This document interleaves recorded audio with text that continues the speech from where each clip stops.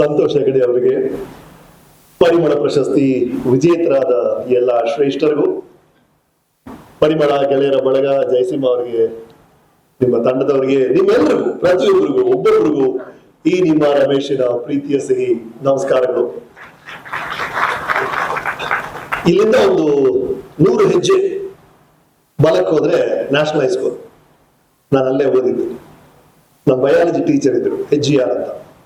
ಅವ್ರು ಹೇಳಿದ್ರು ಪರಿಮಳ ಫ್ರಾಗ್ರೆನ್ಸ್ ಅಂದ್ರೆ ಹೂಗಳು ದುಂಬಿಗಳನ್ನ ಆಕರ್ಷತೆ ಪ್ರಕೃತಿ ಕೊಟ್ಟಿರುವಂತ ವರ. ಸರಿ ಮೇಡಮ್, ಒಪ್ಕೊಂಡ್ವಿ. ಅಲ್ಲಿಂದ ಇನ್ನೂ 10 ಹೆಜ್ಜೆ ಆ ಕಡೆ ಇಟ್ಟರೆ ನ್ಯಾಷನಲ್ ಕಾಲೇಜ್, ಅಲ್ಲಿ SD ಅಂತ ಕೆಮಿಸ್ಟ್ರಿ ಪ್ರೊಫೆಸರ್ ಅವ್ರು ಹೇಳೋರು fragrance is a volatile hydrocarbon.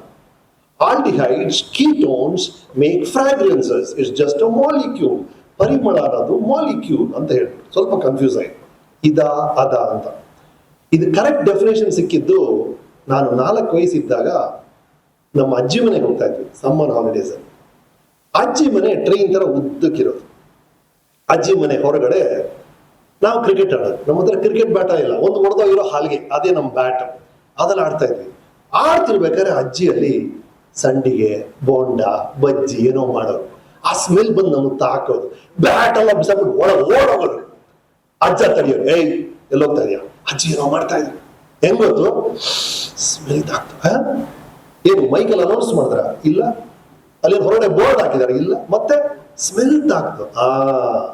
ಅಡಿಗೆ ಮಾತ್ರ ಅಲ್ಲ, ನೀನ್ ಮಾಡೋ ಪ್ರತಿಯೊಂದು ಕೆಲಸದಿಂದಲೂ ಪ್ರಪಂಚಕ್ಕೆ ಪರಿಮಳ ಹರಡುತ್ತೆ ಅಂತ ಹೇಳಿ.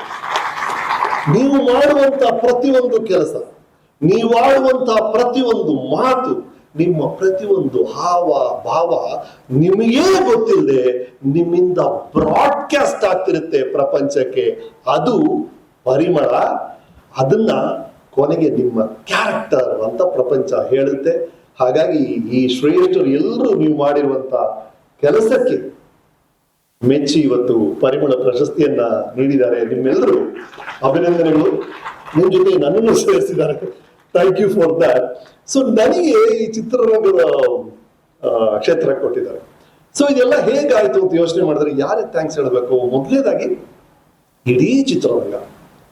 ಅಂದ್ರೆ ಎಷ್ಟೊಂದು ಜನ ಪ್ರತಿಭಾವಂತರಿದ್ದಾರೆ. ಆದ್ರೆ ಕೆಲವ್ರಿಗೆ ಅವಕಾಶ ಸಿಗುತ್ತೆ, ಕೆಲವ್ರಿಗೆ ಅವಕಾಶ ಸಿಗಲ್ಲ. ಹಾಗಾಗಿ ನನಗಿಂತ ಪ್ರತಿಭಾವಂತರು ಸಾವಿರಾರು ಜನ ಇದ್ದಾರೆ, ನಂಗೆ ಗೊತ್ತು. ಆದ್ರೆ ನನಗೆ ಅವಕಾಶ ನೀಡಿದಂತ ಪ್ರತಿಯೊಂದು ನಿರ್ದೇಶಕರು, ಪ್ರತಿಯೊಂದು ನಿರ್ಮಾಪಕ, ನನ್ನ ಜೊತೆ ಕೆಲಸ ಮಾಡಿದಂತ ಕೋಸ್ಟಾರ್ಸ್, ಆ ಟೆಕ್ನಿಷಿಯನ್ಸ್ ಎಲ್ರಿಗೂ ನನ್ನ ಮೊದಲನೇ thanks. Thank you for that. ಎರಡನೇದು ನಮ್ಮ ಅಪ್ಪ ರೀ. ನಮ್ಮಪ್ಪ ಒಂದು ವೆರಿ ಶಾರ್ಪ್ ಮ್ಯಾನ್. ಅವರಷ್ಟೇ ಶಾರ್ಪ್ ಬೆನ್ ನಾನು ತುಂಬಾ ಜನ ನೋಡಿದ್ದೀನಿ, ಅಷ್ಟೇ ಶಾರ್ಪ್ ಇರೋ ತುಂಬಾ ಜನ ನೋಡಿದ್ದೀನಿ. ನಮ್ಮಪ್ಪ ಒಂದು ಸುರಸುಂದರ, ಅಷ್ಟೇ ಸುರಸುಂದರ ಹ್ಯಾಂಡ್ಸಮ್ ಪೀಪಲ್ ತುಂಬಾ ಜನ ನೋಡಿದ್ದೀನಿ. ಆದ್ರೆ ನಮ್ಮ ಅಪ್ಪನಷ್ಟು ಸಿನ್ಸಿಯರ್ ವ್ಯಕ್ತಿ ನಾನು ಯಾರನ್ನೂ ನೋಡಿಲ್ಲ. ಆ ಸಿನ್ಸಿಯರಿಟಿ ಇದೆಯಲ್ಲ, ಆ ಕಮಿಟ್ಮೆಂಟ್, ಅದನ್ನ ಹಂಗೆ ನಾನು ಹೇಳ್ಕೊಂಡ್ಬಿಟ್ಟೆ. ಅದು ಸಹ ಆಯ್ತು. ಎರಡನೇದು, ಈಗ ಸಾರ್ ಹೇಳಿದ್ರಲ್ಲ, ತೃಪ್ತಿ. ನಮ್ಮಮ್ಮ ತೃಪ್ತಿ ಮತ್ತು ತಾಳ್ಮೆಯ ಶಿಖರ. ಅವ್ರು ಇದ್ದಂತ ತಾಳ್ಮೆ ಅದು ಒಂದು ನನ್ನಲ್ಲಿ ಬರ್ಲಿಲ್ಲ ಅಂದ್ರೆ ನನ್ನ ಪಯಣ ಈ 30-35 ವರ್ಷಗಳ ನಮ್ಮ ಸ್ನೇಹ ಸಾಧ್ಯನೇ ಇರಲಿಲ್ಲ. ಹಾಗಾಗಿ ನಮ್ಮ ತಾಯಿಗೆ ಅವರ ತಾಳ್ಮೆ ಅದನ್ನ ನನಗೆ ಕೊಟ್ಟಿದ್ದಕ್ಕೆ ದೊಡ್ಡ ಥ್ಯಾಂಕ್ಸ್.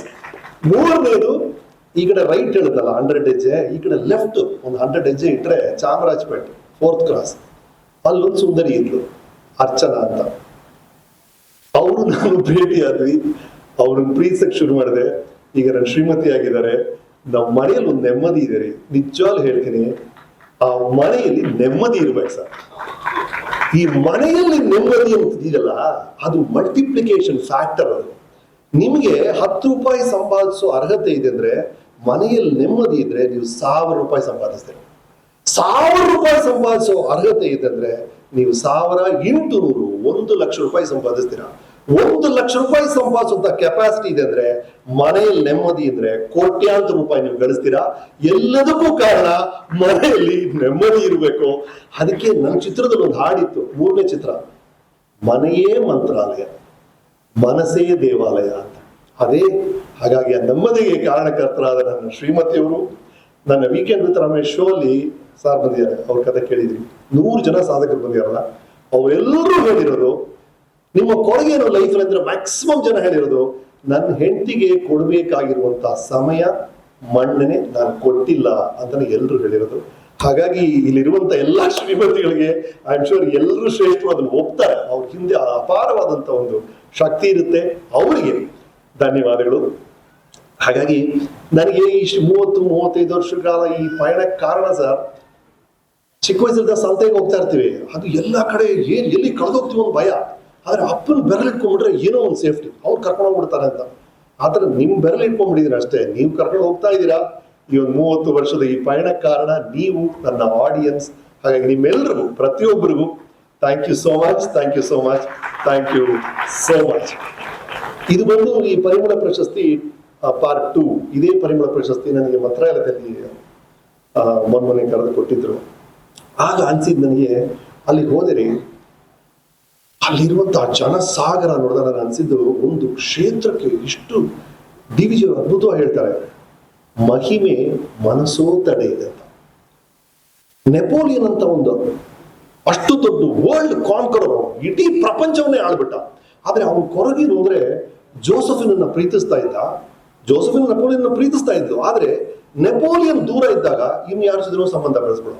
ನೆಪೋಲಿಯನ್ಗೆ ಎಂತ ಹಿಂಸೆ ಆಗ್ತಿದ್ರು, ಒಂದು ಮನಸ್ಸನ್ನ ನನ್ನಿಂದ ಗೆಲ್ಲಕ್ಕಾಗಿಲ್ವಾ, ಒಂದೇ ಒಂದು ಮನಸ್ಸು, ಒಂದು ಹೃದಯವನ್ನ ಗೆಲ್ಲಕ್ಕಾಗಿಲ್ವಾ, ಇಡೀ ಪ್ರಪಂಚವನ್ನು ಗೆಲ್ತಾ ಇದ್ದೀನಿ ನಾನು. ಕೊರಗಿತ್ತು ನೆಪೋಲಿಯನ್ಗೆ. ಅದು ರೀ ಲೈಫಲ್ಲಿ ಬಹಳ ಬಹಳ ಕಷ್ಟ. ಅಂದ್ರೆ ಒಂದು ಮನಸ್ಸನ್ನ ಪರಿಪೂರ್ಣ ಗೆಲ್ಲೋದಿದೆಯಲ್ಲ, ಅದಕ್ಕಿಂತ ಒಂದು ದೊಡ್ಡ ಗೆಲುವು ಇಲ್ವೇ ಇಲ್ಲ. ಆತರ ಇರ್ಬೇಕಾದ್ರೆ ಲಕ್ಷಾಂತರ ಜನ ಮನಸ್ಸನ್ನ ಒಂದು ಧರ್ಮಕ್ಷೇತ್ರ ಸೆಳೆಯುತ್ತೆ ಅಂದ್ರೆ ಅದು ಮಂತ್ರಾಲಯದ ಮಹಿಮೆ. ಅದನ್ನ ಅಲ್ಲಿ ಹೋದಾಗ ಗೊತ್ತಾದ ನಿಮ್ಗೆ, ಮಹಿಮೆ ಮನಸೋತಡೆ ಅಂತ ಅರ್ಥ ಆಗೋದು ಅಲ್ಲಿ ಹೋದಾಗ. ಆ 2 ಪದಗಳು ಈ ವಾಕ್ಯದಲ್ಲಿ ಹೇಳ್ತಿರಲ್ಲ, ಶ್ರೀ ರಾಘವೇಂದ್ರಾಯ, ಅಲ್ಲಿ 2 ಬರುತ್ತೆ, ಒಂದು ಕಾಮಧೇನು, ಒಂದು ಕಲ್ಪವೃಕ್ಷ. 2 ಪದಗಳು ಯಾಕೆ ಬಂತು ಅಂತ ನಾನು ಕ್ವಶನ್ ಮಾರ್ಕ್ ಇತ್ತು. ಆಗ ಒಬ್ರು ಹಿರಿಯರು ಬಹಳ ಬ್ಯೂಟಿಫುಲ್ ವ್ಯವಸ್ಥರು, ಕಲ್ಪವೃಕ್ಷ ಅನ್ನೋದು ಒಂದೇ ಜಾಗದಲ್ಲಿ ಇರುತ್ತೆ, ಎಲ್ಲವನ್ನೂ ಕೊಡುತ್ತದು. ಕಾಮಧೇನು ಎಲ್ಲ ಕಡೆ ಓಡಾಡ್ತಿರುತ್ತೆ, ಅದು ಎಲ್ಲವನ್ನೂ ಕೊಡುತ್ತೆ. ಅದೇ ತರಾನೇ ರಾಘವೇಂದ್ರ ಸ್ವಾಮಿಗಳು, ನೀವು ಮಂತ್ರಾಲಯಕ್ಕೆ ಹೋದ್ರೆ ಅದು ಕಲ್ಪವೃಕ್ಷ, ಅದೇ ಜಾಗದಲ್ಲಿ ಎಲ್ಲವನ್ನೂ ಕೊಡುತ್ತೆ. ಅಥವಾ ನೀವು ಎಲ್ಲಿದ್ರೂ ಸರಿ, ನೀವು ರಾಘವೇಂದ್ರ ನೆನಪಿಸ್ಕೊಂಡ್ಬಿಟ್ರೆ ಪವಾಡಗಳಾಗತ್ತೆ ನಿಮ್ ಜೀವನದಲ್ಲಿ. ಹಾಗಾಗಿ ಅದು ಕಾಮಧೇನು ಅಂತ ಹೇಳಿದ್ರು. ಹಾಗಾಗಿ ಕಲ್ಪವೃಕ್ಷ, ಕಾಮಧೇನು 2 ಗುರುರಾಯರಾಗ್ತಾರೆ ಅನ್ನೋ ವಿವರಣೆ ನೀಡಿದ್ರು. ಅದೇ ಸತ್ಯ ಅನ್ಸುತ್ತೆ.